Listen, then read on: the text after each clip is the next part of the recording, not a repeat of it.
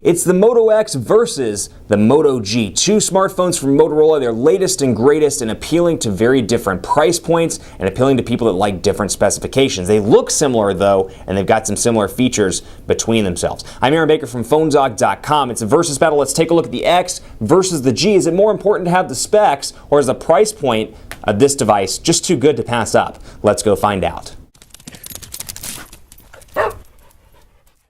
It's a versus battle between the Moto X and the Moto G. Motorola's two newest smartphones, and two that are designed pretty similarly, but with some different specs both under the hood and in terms of a price tag. This isn't so much a dogfight, that's why I'm not calling it a dogfight. It's more of a versus battle just to inform you of the differences, some of the pros, some of the cons of both, in order to help you make a more informed buying decision if you're considering these two devices as one of your next Android smartphones. It's the Moto X over here, it's the Moto G over here, and like I said, design-wise you can see that these are fairly similar. I mean, obviously speaker placement is a little bit different. Obviously the specs underneath the hood are different as well, but from a design perspective, very similar in terms of the placement of the buttons and more. Let's start out with the Moto X over on the left side. This thing is packing really nice specifications all around. It was recently reduced to $349 for a special Cyber Monday deal. It usually retails for about $499, available through the carriers as well, and packing a 1.7 gigahertz dual-core Snapdragon S4 Pro CPU with Motorola's X8 architecture. It's got a 4.7-inch 720p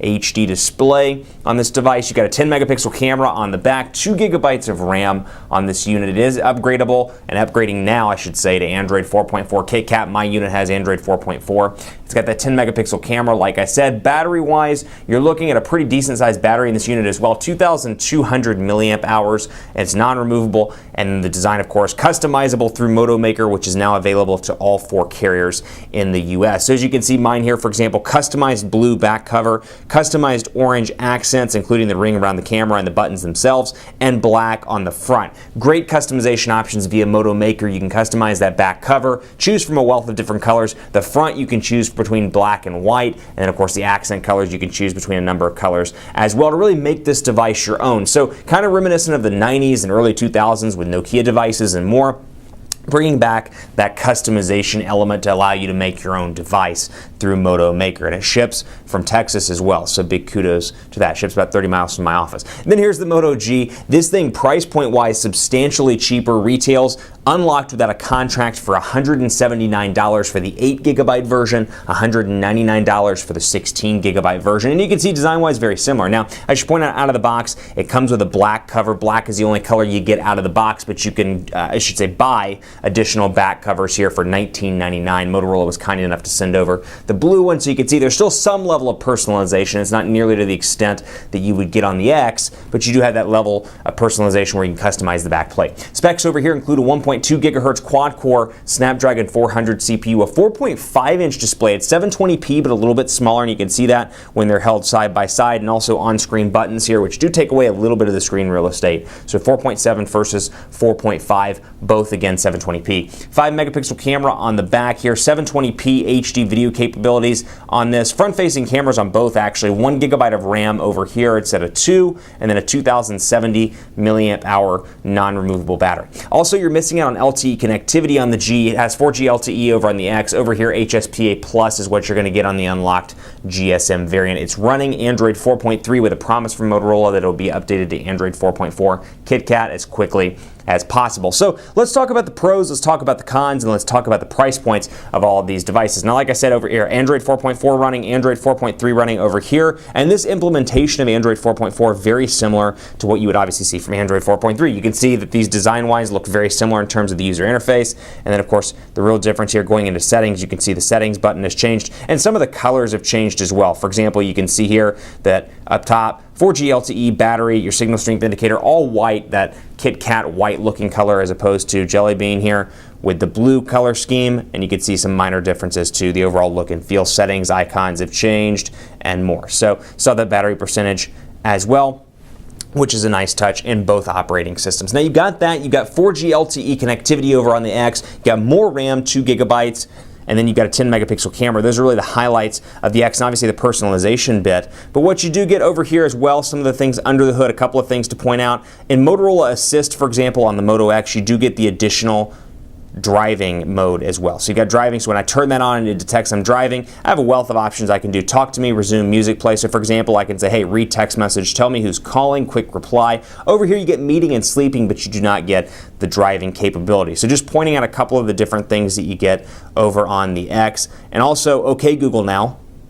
You get the OK Google Now functionality here as well on this unit. You do have voice capabilities over on the G, but again, keep in mind the price point here. You're looking at, without sales, without discounts, $499 versus $179 starting price point. Both are great devices, and hey, for 180 bucks, this is by far the best in terms of kind of mid-range device I've worked with from a major OEM. They definitely are not going to home run, in my opinion, out of the field with this device because it brings really decent specifications. Heck, a 720p HD display to a price point that's under 200 bucks. And to hear, one of the major OEMs doing that, that's really a nice bit here. And it goes really well with prepaid plans as well. I can see a use case for prepaid plans. I can see a use case for example, people with second smartphones. I've said this in a bunch of the different videos, but it's really important to point out it's all about price point over here and the specs you get with that price point. Over here, personalization is obviously key. This is going to be for the person that wants a relatively vanilla experience in terms of Android. It's got Android 4.4, so the latest version of Android. It's packing some pretty nice internals as well. 10 megapixel camera. You've got, of course, that X8 architecture here, so even though it is a dual-core processor, very zippy all around with little to no lag. Very pleased with the performance on this unit.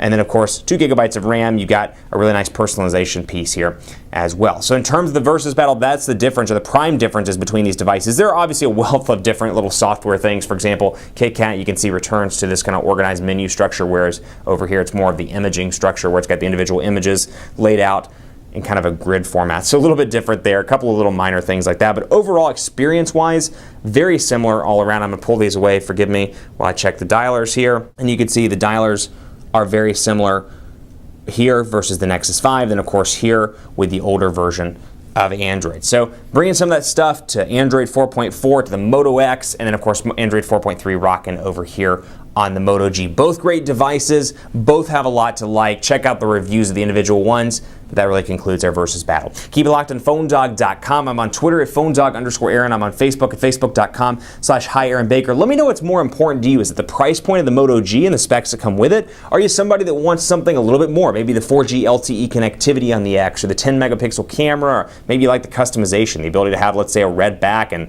yellow accent colors on the volume rocker and power buttons. Let me know on Twitter, PhoneDog_Aaron, Facebook, Facebook.com/HiAaronBaker. Thanks for watching. More to come on both of these devices on PhoneDog.com. Have a great weekend, and I'll see you next time.